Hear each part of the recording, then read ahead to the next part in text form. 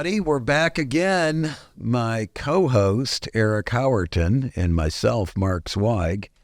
And this is another episode of Big Talk About Small Business. It's business. We went through this last time, Mark. It says business. That's true. That's true. Business, but I guess I can say business. Hey, before we get going today, can you tell us about Arby's?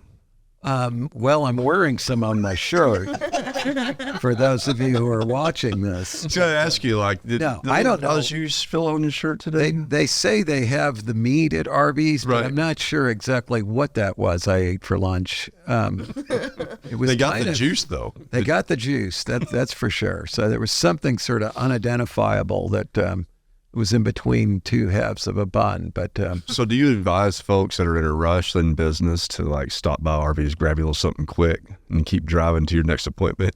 No, maybe you do better with some chicken McNuggets or something. Maybe something. No. Have you ever seen that video on that gal who was in Santa Clarita, and she went to the city council meeting, and she talked about how McDonald's had discontinued the McRib, and it's acted like she was completely serious when she did it, and said, they've ruined our holidays. Every holiday, we got 10 McRibs and a 50-piece McNugget, singular.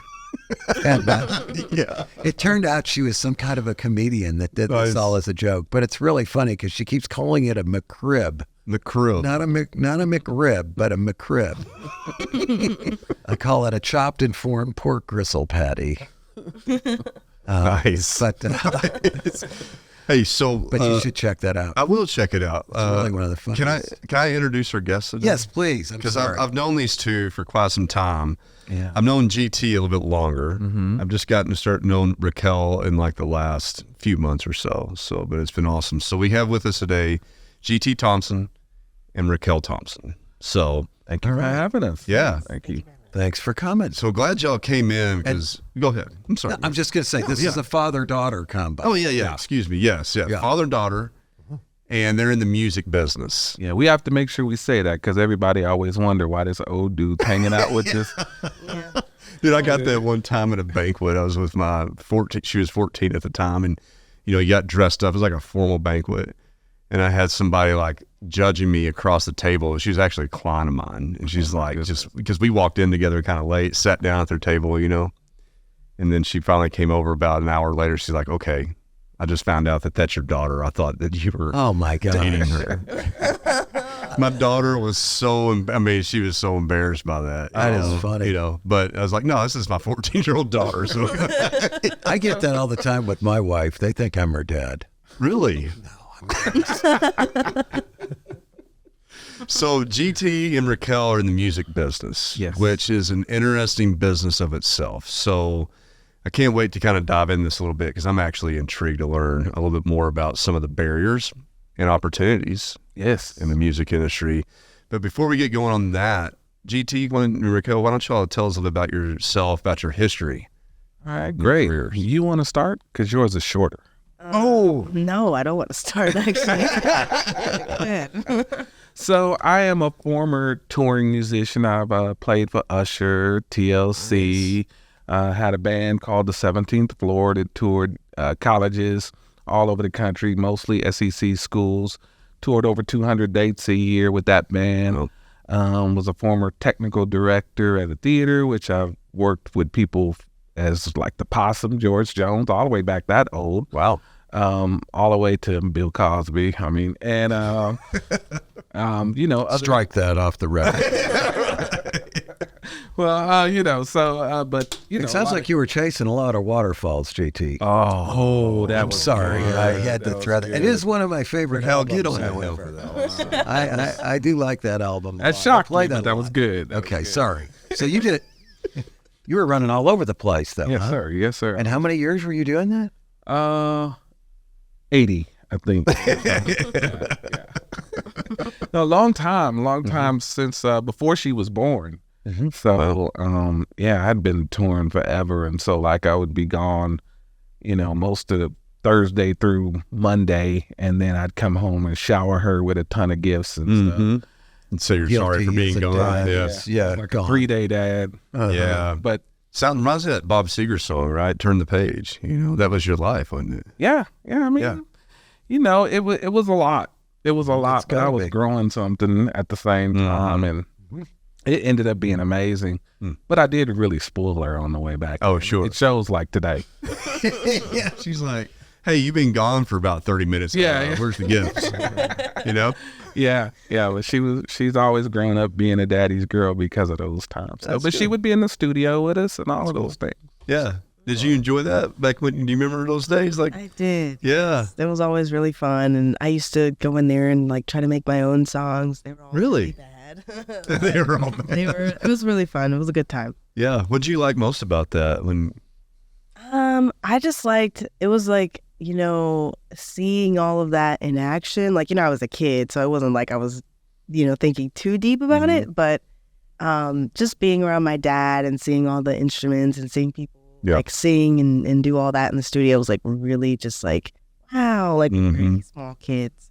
So like since your early years, like you've really understood artists and what they're going through, what they're trying to achieve, and that passion behind it, huh? Yeah, well, that's been a part of, just the entire journey, from learning how to produce and play and do all of that stuff to touring to releasing records, that whole thing. It's just been like a long growth, and of course she's been there through 95% of it. So that's really cool. So after the touring, then what? So there's a lot of stories that led to after the touring. But after I got done, I decided that I wanted a regular job. All right. So I went to work for a city as a marketing and events coordinator. So I had to wipe my resume and just put like one job on it in order for me to be able to get a job, because all the other jobs I applied for, I guess I was overqualified, which I've never understood that. Yeah. So I applied at this place for the city of Bryant, Arkansas, and was marketing and events coordinator, and just kind of worked the front desk at this community center, and just, was a people person throughout that whole time. And then I got another call to go back to Atlanta and work with Usher and the team. So I did that again. Then I came back, worked for the city again. And so, what were you doing with Usher? Drummer. I was a drummer for him. Yes, sir. So would you go on tours with him? Or are you talking about just really? Tours, yeah. My first time with him, I went as like a personal assistant / ballet. That was when he didn't take a band. My first tour with him. And so I was with him like 24 hours a day. And he was actually discovered by a guy that was out on tour with us, TLC. So a security guard for TLC discovered Usher in Chattanooga while we were out. So, I've known him since way before. Saw the rise to stardom. Yeah, all the way from the very beginning. So then what? So then after obviously you're not still working at the city of Bryant, so yeah, that's a long story, but it's a good story though. I ended up leaving, and I ended up getting a severance worked out with the city, and I went to venue management school, which was in Virginia, and I actually went to that school from just seeing online Michael Marion, was the general manager of the arena down in Little Rock. When I wanted to leave Bryant, I looked to see what he was doing. And so, because I really wanted to work at that arena. And I seen that he had this school that he taught at. And I was like, what is this? So I actually applied for the school, and they were like, no, it's too late. And so I said, I want to apply anyway. And so I did, and somebody dropped out. And they called me like the week of, and they were like, hey, you want to come in and attend venue management school? And I was like, absolutely. So I went there, and I was like the only guy there with no job. Everybody else was managing, like I'm talking like the Forum, Madison Square Garden. These are all like upper management, venue managers. Sure. And so I ended up leaving year one as the vice president. vice president of the next class. So I had no job, but everybody loved me. Yeah. So I ended up being the vice president. Wow. Yeah. And then what? And then I came back and then started working for Al Bell, who was a legendary record industry guy who used to own Stax and was the president of Motown Music Group. He also is the guy that wrote I'll Take You There. He's also the guy that gave Prince's #1 biggest single, independent single, in The Most Beautiful Girl in the World. He's the one that marketed and promoted that. So I worked with Al. Didn't he also write Hard to Handle? He did. He also wrote Hard to Handle. You ever heard that the Black Crowes do the cover on that too? I don't know it. Otis Redding did it too. Have you let me light your candle? Because Mama, I'm too hard to handle now. Yes, I am. No, You've never look at Eric. Wow. I'm into Isaac Hayes these days. Okay? You're into- I you're- love Isaac Hayes. Well, he produced that record too, Hot Buttered Soul. Oh, He really? produced Okay. that. Yes. he Uh-huh. did. Wow. So Oh, Awesome. there you go. yeah, see? So I Yeah. ended up working with Al, traveling with him and a co-founder of our nonprofit that we have, the Music Education Initiative that we currently have. We were working for Al. We traveled with him. I did a lot of production type stuff. Like if he did speaking engagements, I would make sure teleprompters was good and sound and all that stuff. And we basically traveled with him for a long time. And that's how I ended up getting to Northwest Arkansas. I see. So was Because Al was coming up to Northwest Arkansas, interested in the community and doing some music stuff, huh? he really saw a lot up here. Yeah. And he communicated that to it's funny when I look at it now, everything that he talked about is kind of starting to really come alive now, including what we're doing with Love More, right? So and he's always saw that in her. He's always told me that she had something, and I was like, what? What's she got? She got gifts. I know she's got some Yeah, gifts. she got a lot of stuff. She got a lot of stuff for me. But so I worked with Al, and then I ended up coming up here. And when I moved up here during the pandemic, in November of the pandemic year. And she was at UA, she was at the college, and everybody thinks I followed her, but that's not the case. Do you think I followed you? No. Okay, good. Yeah, no. So I moved up here. Yeah, we do have that up. I moved up here, and Al actually was like, man, there's some things we don't understand about the landscape up there. And the only way we're going to get that if somebody gets on the ground. So I came up first for our team, and I did learn a lot. I was just by myself at that time. And then still was missing some things. We still couldn't wrap our heads around a lot of stuff that was going on. And basically a lot of it was the structure of the nonprofit funds that go around. I see. Okay. Because we weren't from that nonprofit world. Yeah. Right? So from there, I decided to go and work for a nonprofit, which I did by starting as the director of events for downtown Springdale. Okay. So I did that for 2 years, and I left there in January to go back to a for-profit entity, which is Love More Records. And this is your new venture. that's my new venture. Okay. She's the CEO, though. I'm just the guy next to the CEO. Awesome. So Raquel, what were you doing at U of A? Well, I'm still technically at U of A, but I'm a marketing major. Oh, okay. Yep. You haven't taken my class though. I'll keep that in mind for sure. It's highly rated. Okay. Check me out. I rate my professors. Got you. I will. I will do that. That's the real gospel where everybody goes. But okay, so you were a marketing major, but you're not finished yet. No, I'm not. Okay.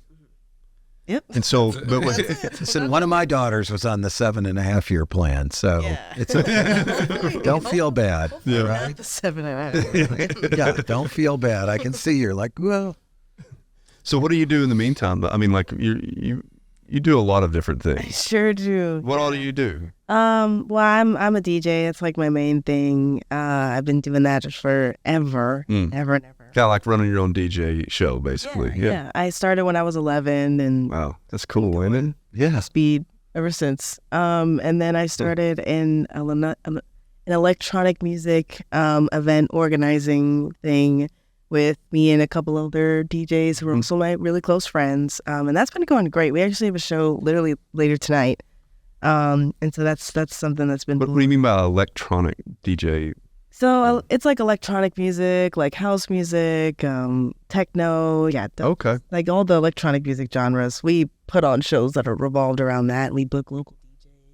Okay. Yeah, it's been going really, really well. So Awesome. What's been going well? I mean, like people are just interested in that genre, like for events, I guess, and stuff. Oh yeah, like raves are like extremely rare in Arkansas. Like, Really? the EDM community is just now really sprouting again. It was a period in like I think the 90s. A lot of the older DJs tell us In the about 90s. That's when I was growing up. I grew up in the best musical era of all time, by the way. The 90s. for sure. Can we? 90s? Yeah. Okay. Oh yeah. Now listen. Okay. No. Let's sidebar real quick. Yeah. It was 60s and 70s. Come on. Well, okay. So now, far. Yeah. well, no, hold on. 60s Now I'm not and going to 70s. discredit like Zeppelin, obviously, Yeah, right? no one can do that. And Beatles. that's like 40s Pink though, right? Floyd. Pink Floyd. Yeah. That's epic. Allman Brothers, obviously.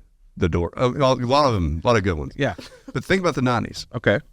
Y'all ready? Nirvana, Alice in Chains, Snoop Dogg, Dr. Dre. Keep on. Rage Against the Machine. Some of the best music of all time. Pearl Jam. Yeah. Okay. Come on, Okay. Soundgarden. All right. Yeah. It's comparable. It's comparable. I would say it is. Okay, thank you. It is Thank you. comparable. I don't know. It just seems. I- I think like Hold on. if you take TLC. music, there's- TLC. I do like TLC. I will say. I don't want no scrub though. But Oh my goodness. Another one. but no. I think like one of the best periods for film and music would be like 1967, 68 through about 1973. What happened then? Who are you talking Everything. about? What are you Everything. talking about? Give I mean, some they're just great movies. They were great soundtracks. They were great bands. like such as. I don't know. Emerson, Lake and Palmer, Jethro Tull, you name some of them. Yeah, Zeppelin. Isaac Hayes. When did Star Wars come out? Are you saying Isaac 80s, Hayes? right? Yes. I don't know. Because it sounds like you're saying Isaac Hayes. Do you remember the... I mean, I'm sorry, I'm not. Okay, you're starting to give me a hard time. No, I'm not. I'm backing up. I came across like I was. No, but it's like it was just a period of real creativity and stuff was different. It seems like now everybody's recycling. True. Everything is just recycled. Here's a mix of Killing Me Softly or something. Yeah. You know what I mean? It's just like everything is a recycled. All the movies are recycled. They're all redos. Where's the creativity, Ooh, So- that's a good question. I tell you, it's actually kind of coming back, but it's coming back in a different way. So now there's technology involved big time, so everybody can record. I know. like a Garage real band. record at home. I mean, my 14-year-old did her first, well, she's 17 now, but she did a song she wrote and recorded on GarageBand, and it was popular. Yeah, I mean, it's awesome. amazing. Yeah. We've got a redo of it now that's out on an EP, but yeah, Yeah, it's So, awesome how the you're able technology. just to produce and do it all record. on your own. Yeah, and what also has changed in the last few years is now you can release it a lot faster. It used to be TuneCore, like TuneCore, Amazing. or several of those It's platforms. Kid, Yeah. all of those different platforms. It used to take you like 2 months to release a Right. song. Now, once you get a subscription or you have that kind of thing, It's you can release- amazing. It's like a week. You can Yeah. go a week. But they still don't market for you. That's a big problem. There you go. There Okay. you go. That's the thing. No marketing. And no artist development. No, nothing. So that everybody It's just just a thinks they platform. can do it, but again, there's been a stat that was 100,000 songs a day that is being uploaded online. 100,000 songs. Now, New songs. mind you, new. Wow. Holy cow. Yes, absolutely. A You can day? Google it. Yes, a day. That is insane. Yeah, Yeah. it is. I had no idea. Now, most of them can't be any good, though. Absolutely, most of them is terrible, Mhm. and there is a high. I wish I could think of the statistic, but there is a huge majority of them that have never been heard. Not not even streamed once. Really? Yeah, it was amazing stat. So that means that marketing is extremely important if you're going against that kind of competition. Right? Oh, absolutely. That's the key. Marketing and just your brand strategy. You mentioned hear a artist lot about development. What does that mean? Like, what do you mean by that? So that means actually taking a look at the collection of the songs, taking a look at the performance and how they're performing, just how their image is comes across, even just mentally working with them so they understand how to deal in the industry. So I mean, it's really just shaping that artist. It's a coach, basically. Yeah, You're coaching, like performance exactly. coaching in a way. Yeah, but a little bit more in depth, I would say. So go back to the studio now that you guys have created. Tell us about that. So What do you do exactly there? So we actually, the great thing, we have a producer. His name is Pro Kid, who's worked with like 2 Chainz and other hip hop artists. So he has a studio at his house. He has a home studio. I have a home studio at my house. And then we also use the Fayetteville Public Libraries. I've heard that's amazing. The new, My God. It is something else. I mean, to think that place is free, like a library. That's crazy. It's like getting a book. Yeah. But it's a Class A studio. I mean, it's just an unreal resource. And so we've actually even shot a video there and recorded one of the songs that's going to be released on Love More. Cool. And so, so we work out of that studio. We got to do anything bigger, but most of the time we're doing stuff in our home studios right for now. And so like what you are doing is more like what you're talking about, the development, the rehearsing, the recording. I mean, you're doing all that stuff for the artists, and then you're helping them marketing, right? So what do you do in all this, Raquel? What's your role?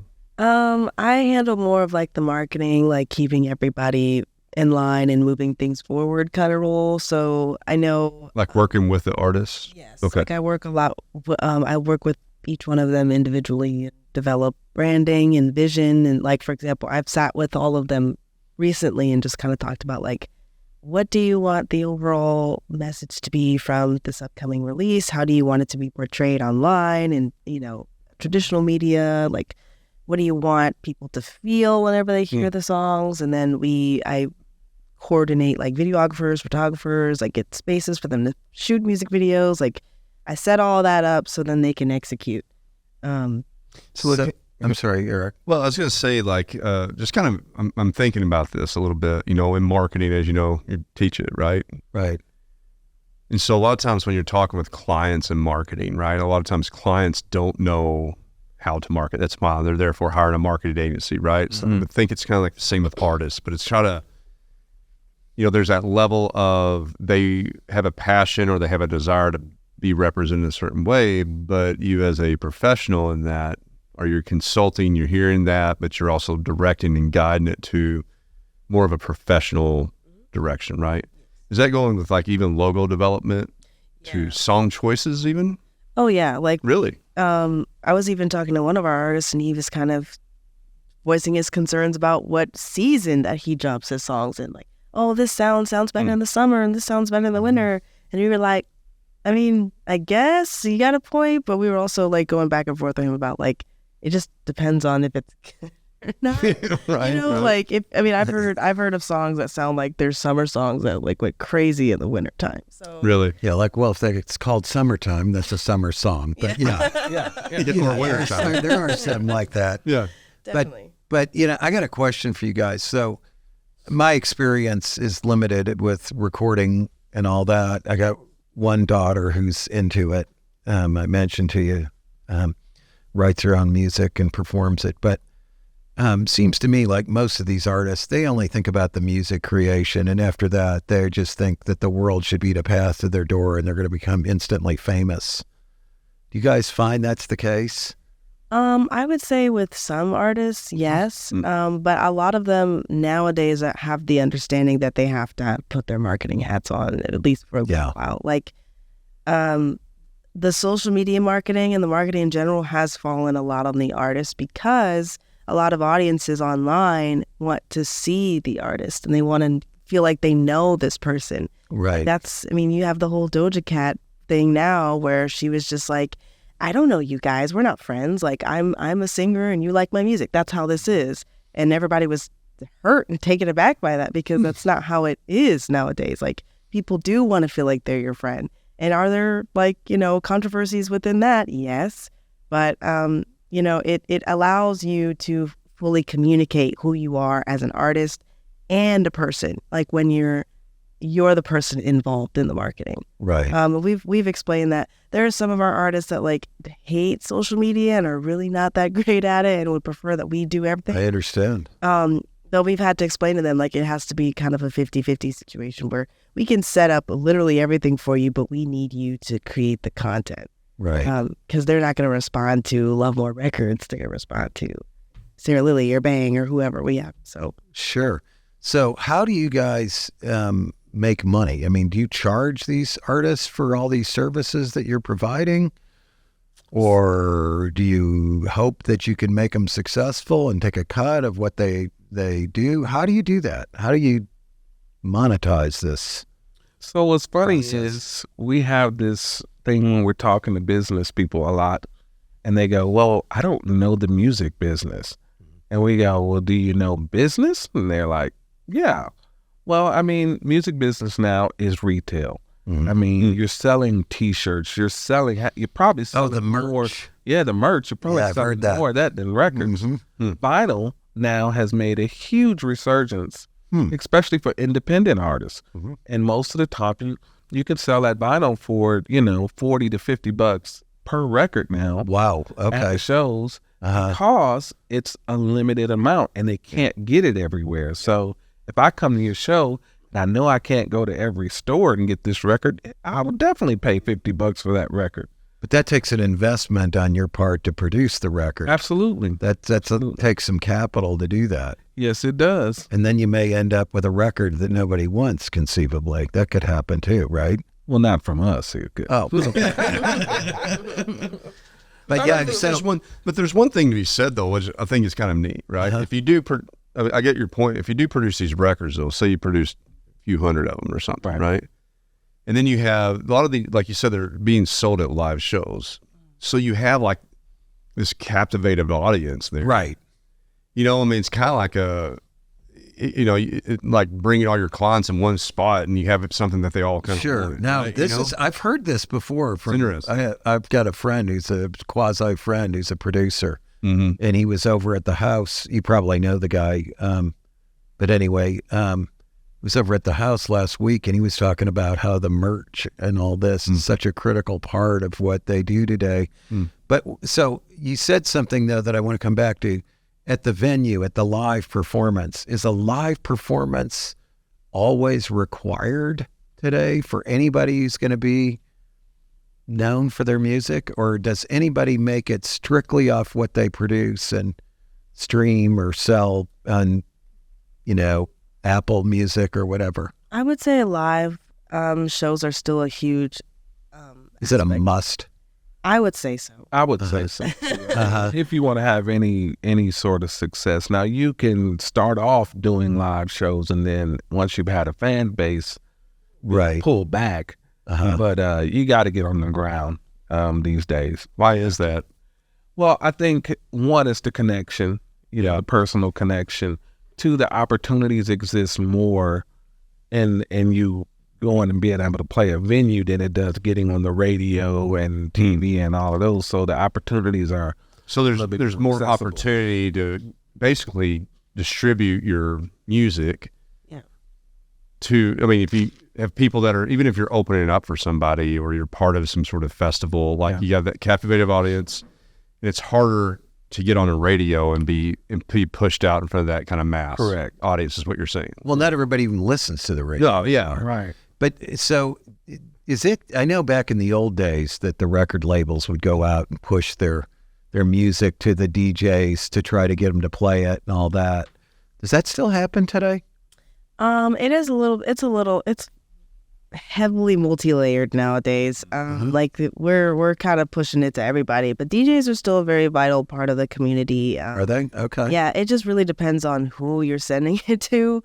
Like we kind of have been keeping an eye out on like the local DJs around here who are very popular and are Like getting... Radio John Deek. I mean, That may not be where your artists would be, but no, I mean, John Williams. radio is definitely still a thing too. But it's like the live aspect DJs too, like the people that are in the club. Okay, so those are the kind so of there's two different types of DJs. Yeah, sorry, I'm lost on that. Yeah. Well, I think you were talking about radio DJs. I was, yeah. I was talking about I was talking about radio DJs. But they still play a part. Oh, yeah. Yeah, so like if you can get, because I mean back in the old days, right? You would cut a song and you get it to the right person. Like you'd be out riding around from town to town with records trying to get these people to play them. Does that still happen though, or is that? It still needs to happen. So I mean, it still needs to happen. Yes. Especially in electronic music, that's like a huge way that your song can blow up is if you just simply send it to other DJs because they'll just put it in their sets, and that's how. Like I remember, I went to this one music festival last year, and there was this one song that literally every DJ on the lineup played. Every single one played it in his set. And it's because the artist sent it to all of them. And Interesting. So they were like, oh, we're getting this exclusive track. No, they were not. Like everybody had. Everybody was getting it, but they. So I, that's kind of cool. There's like another culture or market of live DJs that artists. Never thought about that. I hadn't either. And you get it to how does I mean I guess that's what they hire you to do, right? Yeah, like you know who they are. Yeah, well, we know both of us because she's DJing with these DJs, which is some of our secret sauce. Sure. And I am booking these DJs at shows and clubs and stuff, and I know a lot of the venue owners, and so we have relationships with these DJs. And you like just send them and say, hey, you text them, hey man, I got this new. Yeah. So Or we just go ahead and cut like all these different versions that they can use in their sets, and we'll just send it to them automatically. Hey, here's intro, outro, here's extended mix, here's radio edit. really. And the idea, though, is to promote the song and the artist so people then pay to stream it or pay to buy it on Apple Music or whatever. For sure. Is that the idea? Go ahead. I mean, a big thing nowadays is like just growing your audience and building your community. And that tends to be through followers as well as just like how many people are literally like physically coming to your shows. I know like one of our artists, like she had somebody that drove all the way from Kansas City to Rogers to see her play. So it's like, we keep those things in mind because it's like, okay, if that's one person that's from there, I wonder how many other people like one of our people. So I'm sorry, what was the question again? Well, I'm just trying to figure out what's the ultimate point of that. Is it to sell streaming? Is it to sell downloads? It's a little bit of everything. I think for live DJs, I think it would just be to expose their music to a whole new audience of people that might not have heard it. I understand that, but then that's what I'm asking about is so we've exposed them. Is the point then so those people buy? Well, those people will go and stream. Not many people are buying digital copies of music anymore. And then then you stream. Then you have the more people that are streaming, the more opportunities. Now you got other opportunities because you're capturing for like live performances and then to sell the merch, as they say. Yeah, to sell the merch. I guess because honestly, like I know where you're going because like it was simpler back in the day. It seems like you would go to a store, Hastings. Remember Hastings? Yeah, absolutely. And you'd buy a CD. It seems like that was the ultimate end goal. It was like if you could sell through CDs as an artist, or we bought records in my day. But I mean, like we couldn't even tell like what the lyrics were unless we could like find them on the album cover somewhere. Yeah, because there wasn't the internet. We'd be guessing like, yeah. What did you say? Yeah, what's that? There's so many songs. There's a bathroom on the right, right? But I mean, like to a consumer though, dressed up like a douche. Another. I mean, it's like. You keep wanting to find out if those are the real words, and you couldn't find out unless you bought the album. And then always isn't it weird? Like when you discover what the real words are, the kind of the excitement kind of goes away. I know it's like oh, well, that's interesting. But I mean, it's a deuce. I don't even know what. But I mean, I think that the thing is, as a listener, music listener, buying the CD to me as just the audience seemed like the apex of the goal. Well, they of could a make music- money back That's then. what seemed like to be the money. That was the That business. coming back, I would say. Like, there's still definitely people who love having a physical copy of like the music. I know, like my dad mentioned earlier, like vinyl Sure. blew up exponentially. Even CDs are coming back a little bit. The last show that I worked a merch table for, like there was a whole line for people who wanted CDs, and I was I like, wouldn't even know what to do with a CD if I had it. Well, but you know that's You know? there's a point in that because 50% of people that buy vinyl don't even have record players. Really? They just want to own it. Yeah, Yeah, 50%. It's a collection. yeah, Yeah, well, it's memorabilia from the show. But I mean, if you Wow. think about it like this, That's wild. everything that you're doing is from the streaming to the live shows to the merch. Everything that you're doing is really to build a community Sure. of super fans. So again, it goes back that model of 1,000 super fans is worth way more than 10,000 just people that just touch you every now and then. Right. I mean, these super fans, if you have the right stuff for them, I mean, they'll spend $300, a year on you, Right. and so it's a matter of creating this community. And I never and really serving understood them. this. Yeah, It makes total sense, though, when you say it like that. yeah. Well, I mean, it's like, what it's like. It's Yeah. a good analogy that I think maybe it helps the listeners understand is like a social influencer. Yeah. I mean, everything that they do is about gaining followers, Right. super fan followers. Mhm. And the more followers you have, the more it's just like magazines. It's like everything. It's about the audience. It's like being a talk show. I mean, you're doing a lot of things to try to make ends meet. But at the end of the day, if you are able to get 10,000 people listen, it's like our podcast. Yeah, exactly. If we got 10,000 downloads a day, which I know is your goal, Exactly. because you're relentless. Yeah, good. No, dude, I love that about you, though, bro. That's why we're doing this, man. But if we got 10,000 listeners or downloads, a week, Right. there's opportunity for all kinds of like sponsorships. Right. Yeah, it makes sense. Yeah, I and get it. it's the same thing. Add value too, our advertising yeah. value, because Right. now you can say we got 10,000 people listening to us. yeah, So and that allows for brand But- partnerships and things like that as well. But I mean, in the example GT just gave, if you had 1,000 super fans and they each spend $300 a piece, you got 300,000 in revenue.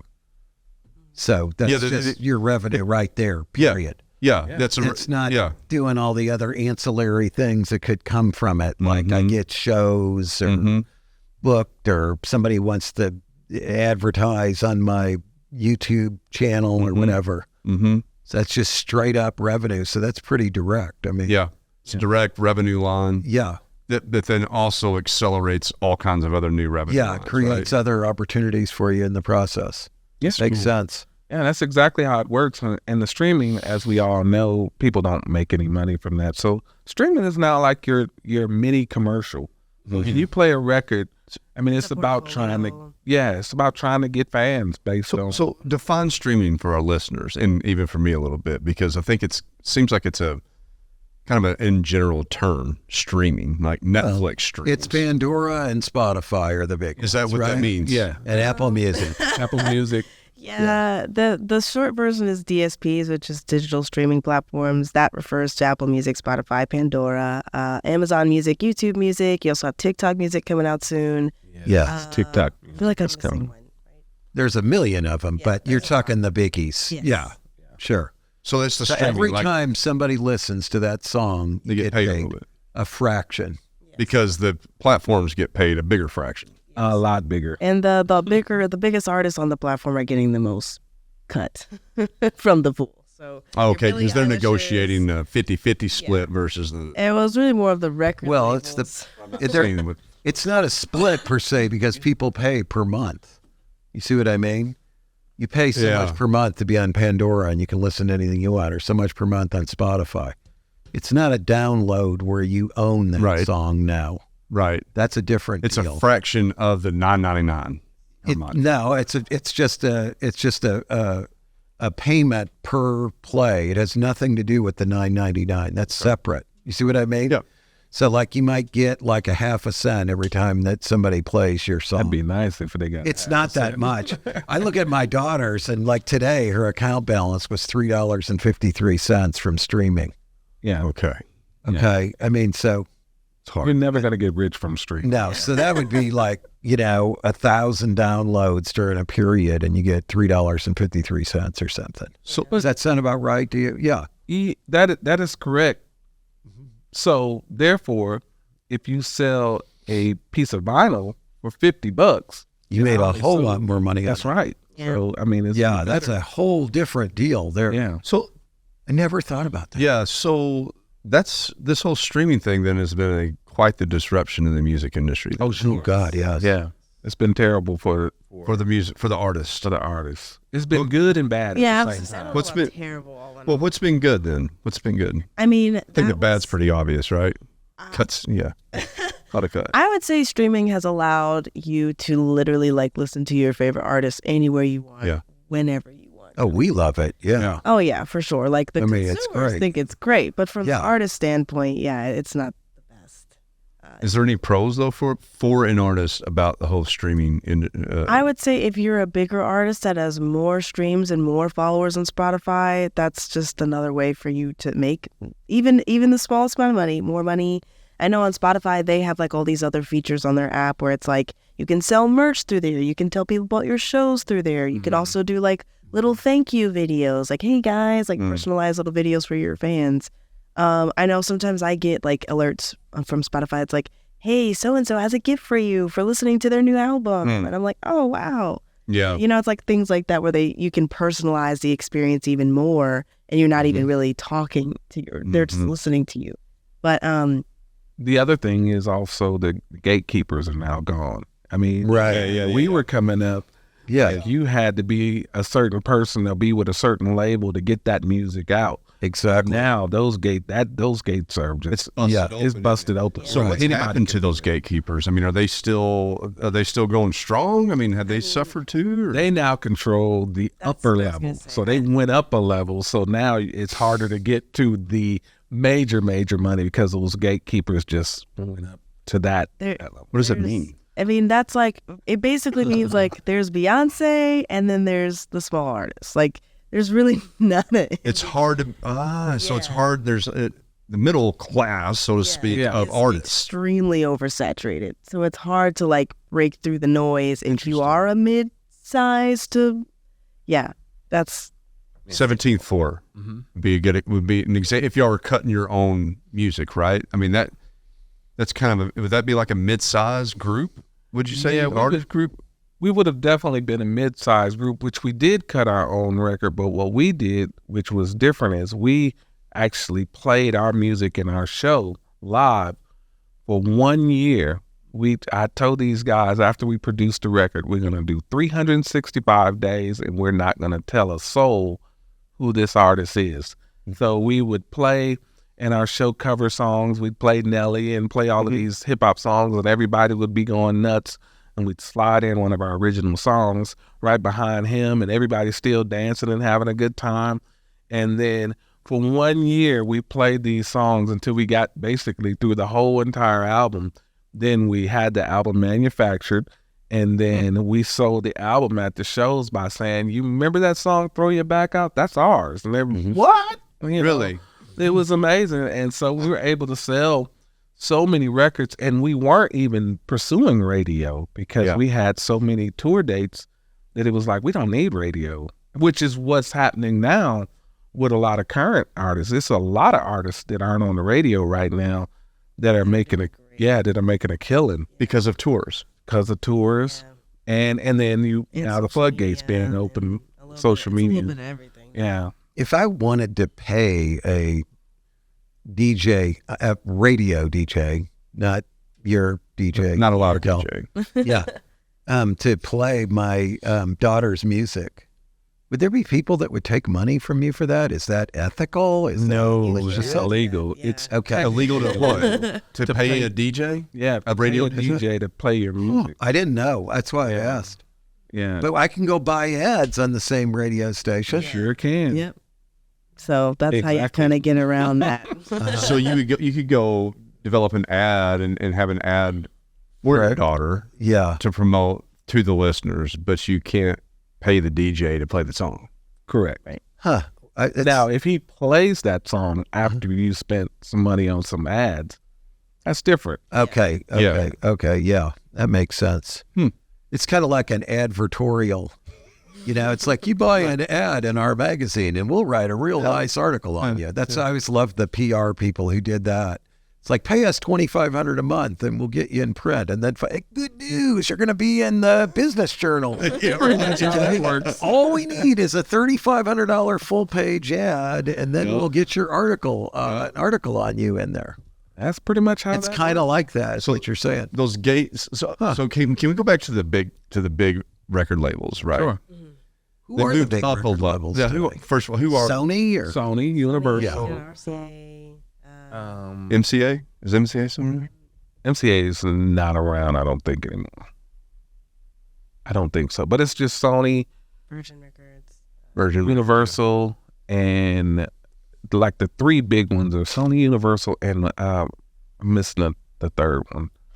RCA? You said RCA, right? RCA is the third biggest one. It's not. I don't think they're one of the big. But when those big ones moved up a level after streaming literally disrupted that entire industry, right? It killed it. Killed it. Wow. Yeah. And so they moved up a level. So that means like they're booking. They own Beyonce rights to Beyonce songs, and they're probably pouring millions, if not hundreds of millions of dollars behind that artist, and they're booking tours and shows and doing tickets and merch, and it's just it's a whole nother level. It's basically bankrolling and fronting and investing in that artist at a significant way. That's exactly right. And the artist just kind of signs a contract, says, sure, I'll take $1 million a month. I mean, if you do all this heavy lifting, I have to show up and perform. Yeah.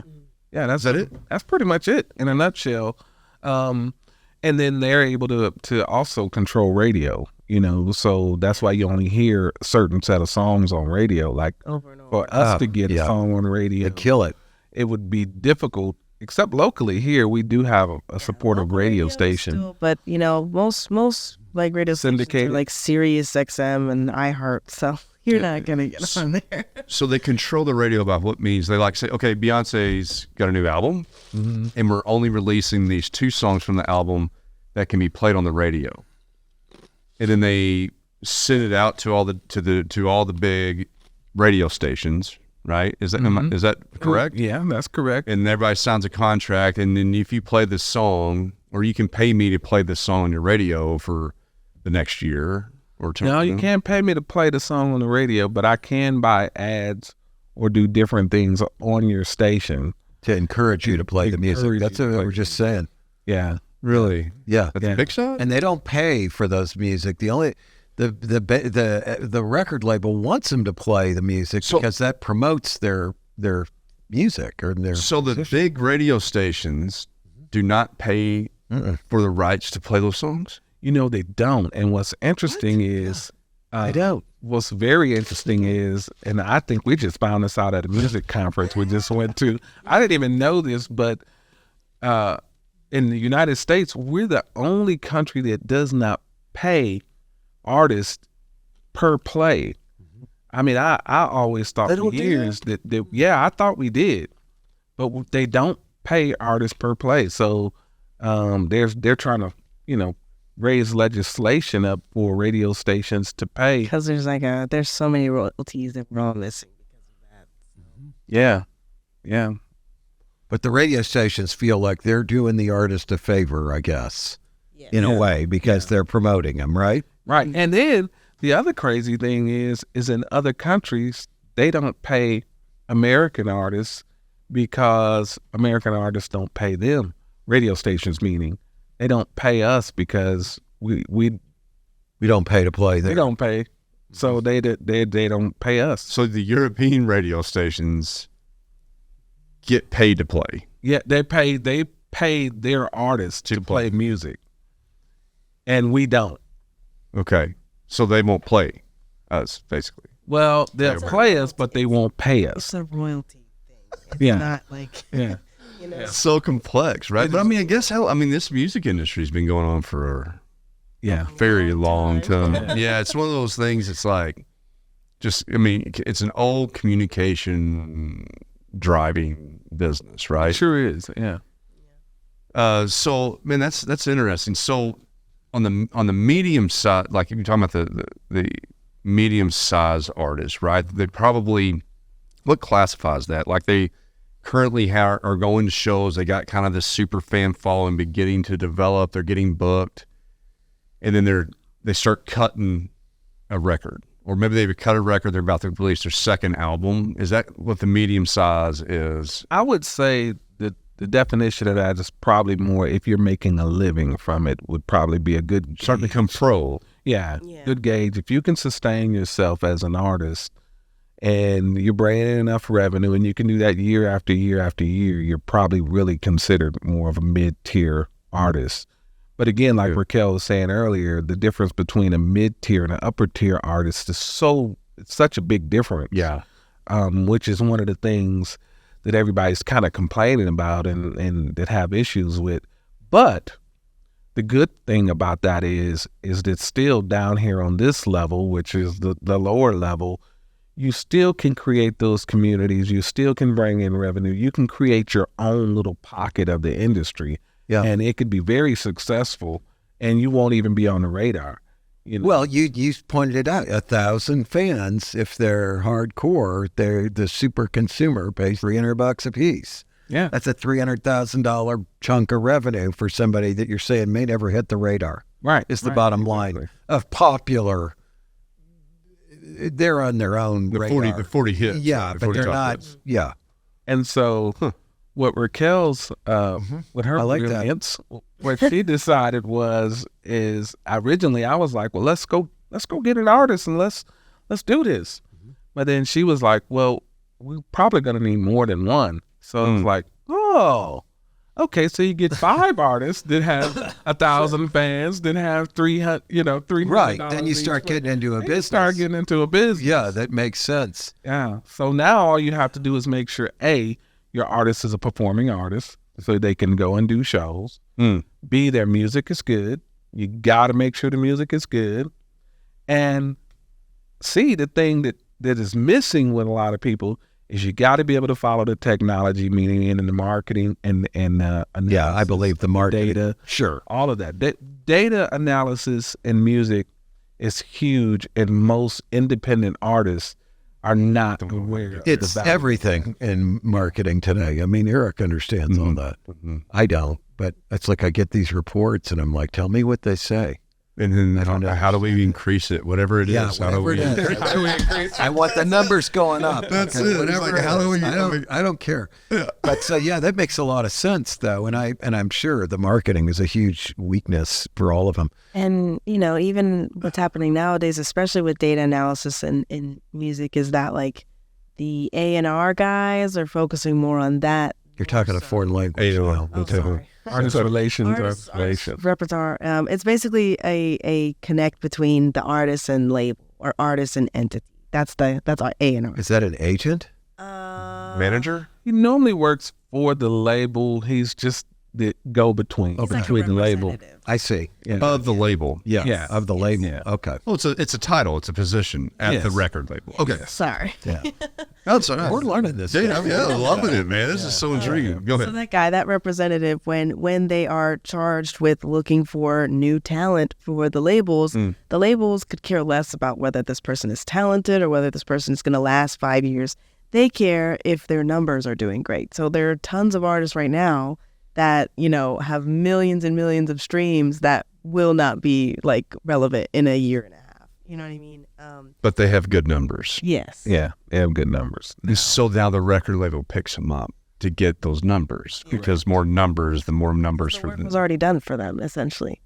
So, let me ask another question. Sorry to divert here. No. Do you all have a specialization? Like, what if I was a country music songwriter, performer? Would I go? Would you work with me? If you were good. Yeah, for sure. Okay. So you're not limiting yourself to any genre. We're multi-genre. Okay. Very cool. Like I told you, I worked with the Possum before, so that's George Jones. Just in case you did say George Jones. I didn't know who the Possum was, but I do know just his nickname, the Possum. Yeah. Did you guys know that? I didn't. I didn't know his nickname was the Possum. I might have heard that a long time ago. Yeah. But I know who George Jones is for sure. Yeah, everybody. Except Raquel knows who George. Does she? Do you know who George Jones is? No. Yeah. She doesn't. She doesn't. Yeah, my girls wouldn't either. They wouldn't have any. I know my late father-in-law almost became a roadie for Conway Twitty in 1957. Yeah. That was his claim to fame. Wow. But instead, he took over the family Cadillac dealership. Okay. Yeah. So it worked out pretty fine. Yeah, it's pretty good.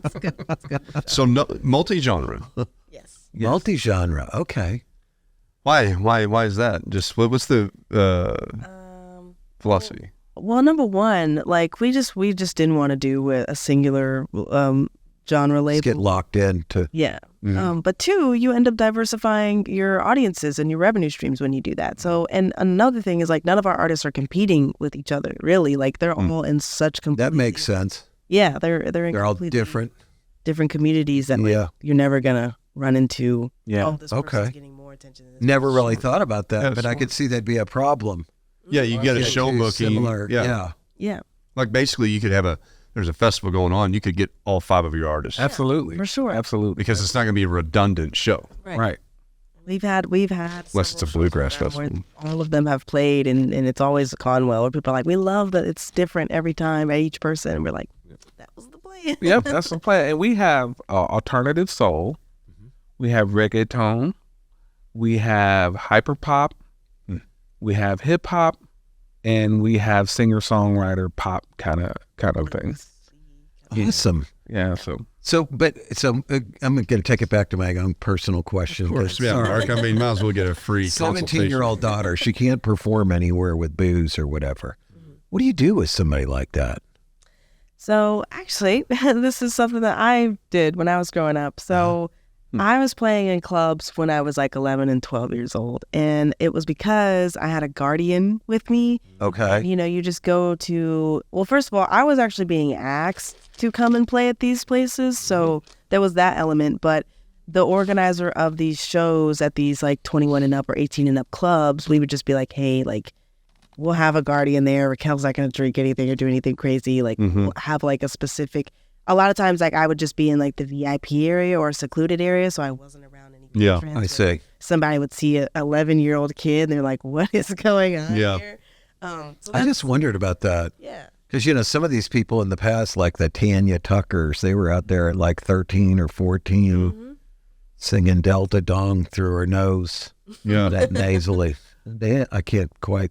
Go for it. Give it a shot. No, okay. No. We'll I stop I and just wait wondered for you. about that, though. Yeah. But in the case of an artist nowadays who cannot get into the clubs and who cannot do those things, is you very easily just build that audience online through social media, through YouTube. Yeah. That's your way Same. into the clubs. Is But building- it sounds harder, though, and slower, and you can't sell the merchandise and everything else as easily as you can when you got these thousand correct. super fans showing up live to your show That's correct. and paying to get into your show, too. That's correct. Right? Well, I would So- say that's why it's really important to have like a hierarchy of venues, if that makes sense. Like here in NWA, I think that's something that we're trying to do, where the smaller, super unknown artists can be discovered and develop a fan base by going to these super small like venues that are known to have like unique artists and artists that are unknown. Like at our shows, for example,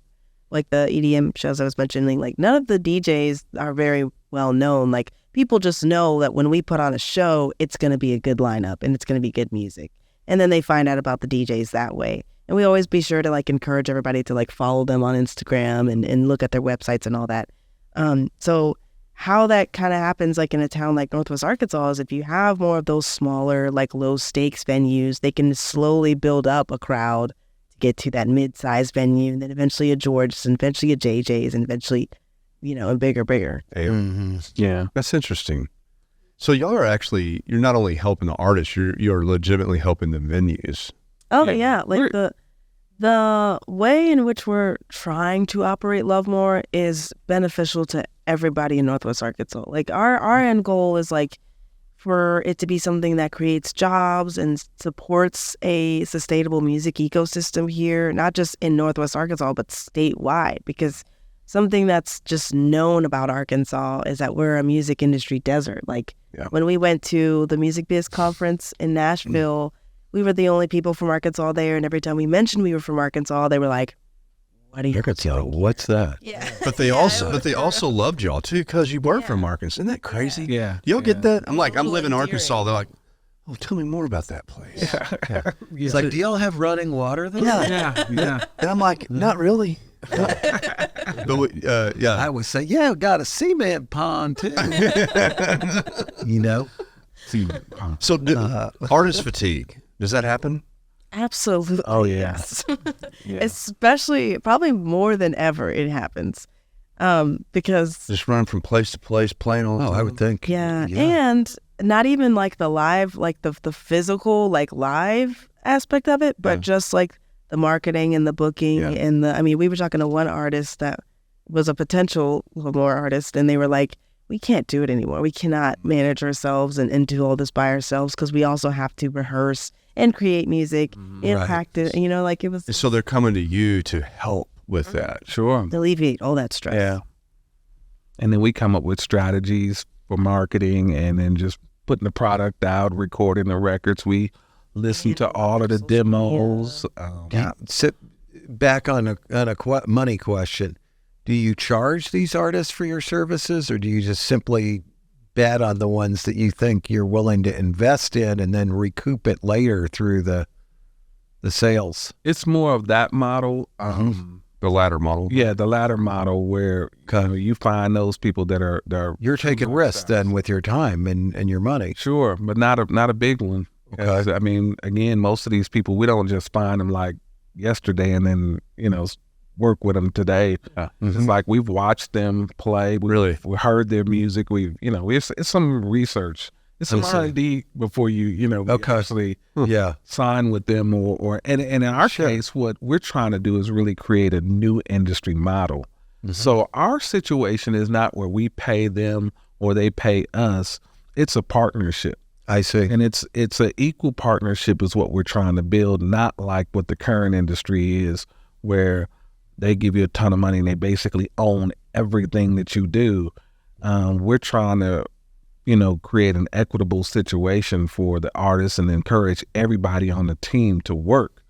The great thing about having someone Raquel's age and genius level, she understands the marketing today. Well, she understands that's gotta be helpful. but she's not tainted by the rest of the industry. I know everything that was going on and how the rest of the industry was built.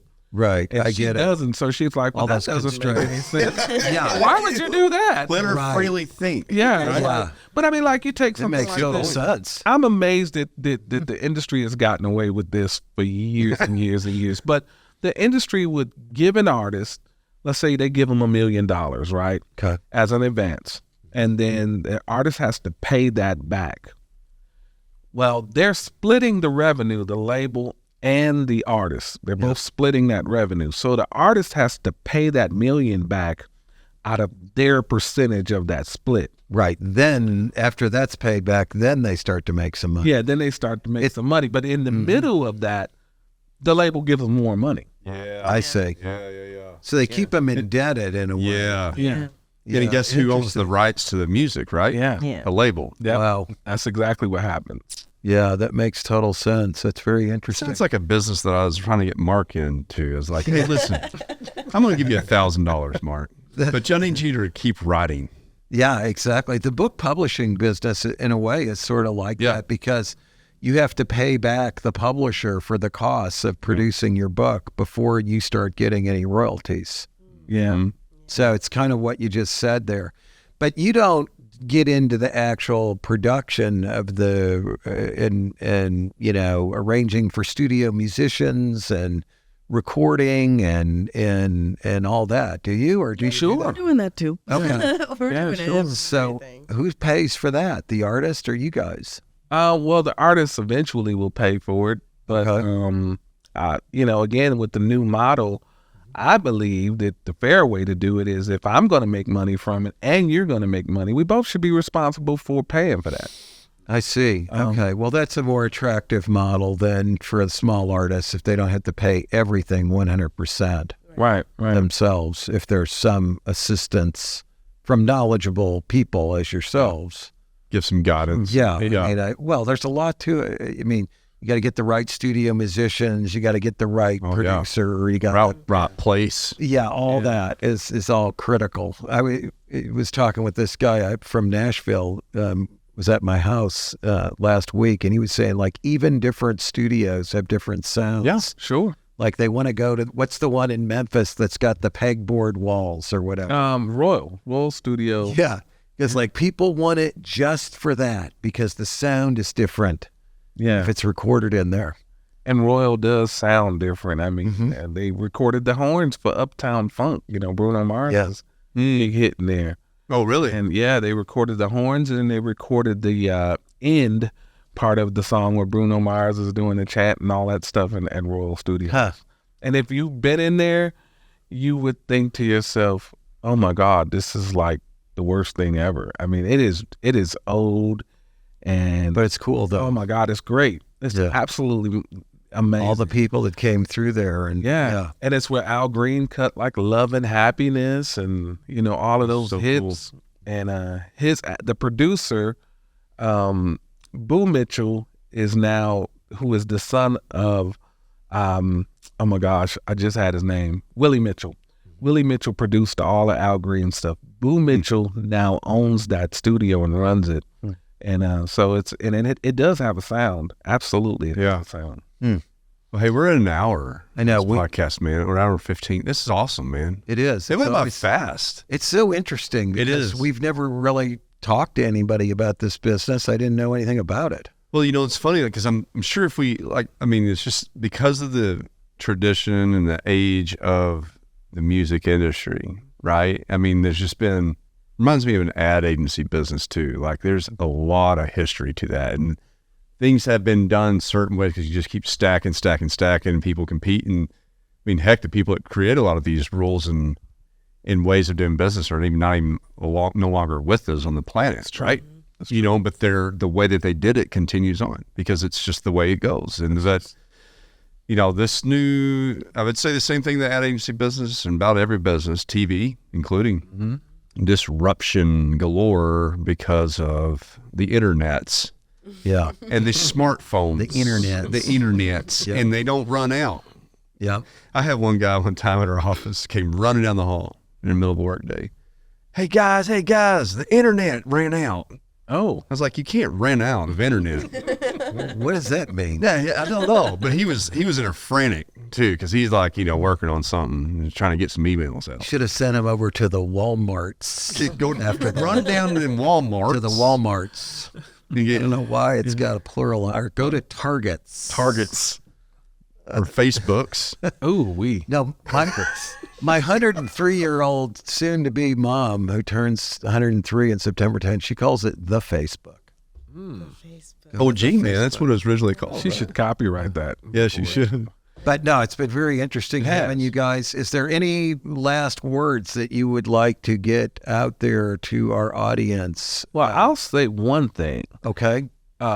Be sure, if you really want to understand how the music industry really makes money, which we didn't even touch on, which is music licensing.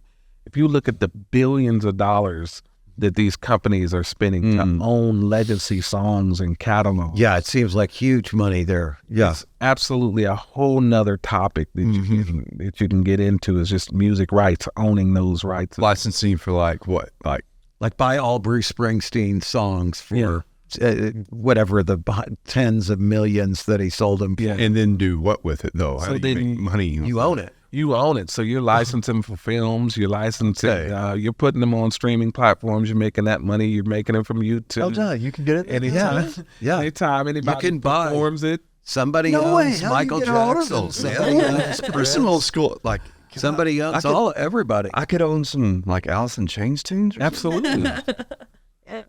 No way. I don't even know what Alice in Chains did. I'll send you some songs, bro. Okay. Alice in Chains played music, man. All right. I'll trust you. Hey. But very cool. It is cool. Anything you want to add in, Raquel, on your way out the door? really just thank you for having us. Well, thanks for being No, here. thanks for being here, man. It's All been a right. fun topic. Hey, It has. hey, listeners, I gotta look at the camera when I close this out, or am I closing this out? I mean, or did Close you it. take back over the whole No, thing? go at it. Listeners, we hope that you really enjoyed today's episode of Big Talk about small business. business. We'll catch you next time. Until then, stay happy. Thanks, everybody.